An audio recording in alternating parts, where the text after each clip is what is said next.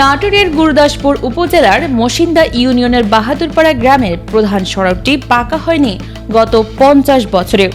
বারবার স্থানীয় প্রশাসনের দ্বারস্থ হয়েও কোনো সমাধান না পেয়ে কাদাযুক্ত রাস্তায় ধান রোপণ করে ব্যতিক্রমী প্রতিবাদ জানান এলাকাবাসী।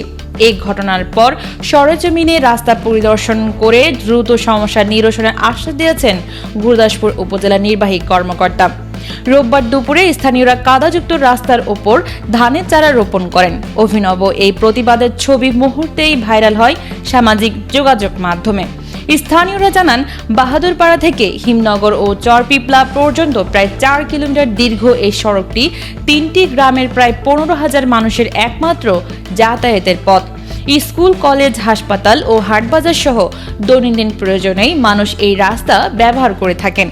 এছাড়া প্রায় 1500 বিঘা ফসলি জমির কৃষিপণ্য পরিবহনেও এই রাস্তার উপর নির্ভরশীল কৃষকরা।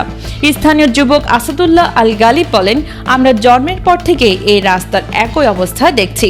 50 বছরেরও কোনো উন্নতি না হওয়ায় আজকে ধান রোপণ করে প্রতিবাদ জানিয়েছি।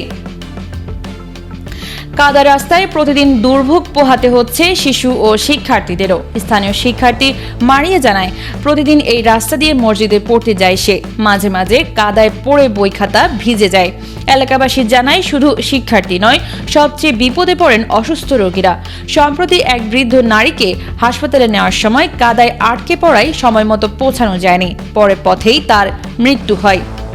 রাস্তায় ধান রোপণের ঘটনার খবর পেয়ে বিকেলে সরেজমিনে রাস্তাটি পরিদর্শন করেন গুরুদাসপুর উপজেলা নির্বাহী কর্মকর্তা ফাহমিদা আফরোজ। তিনি জানান, আশপাশের বাড়িগুলোর পানি নিষ্কাশনের ব্যবস্থা না থাকায় সব পানি রাস্তায় এসে জমা হচ্ছে, ফলে রাস্তায় কাদা হচ্ছে।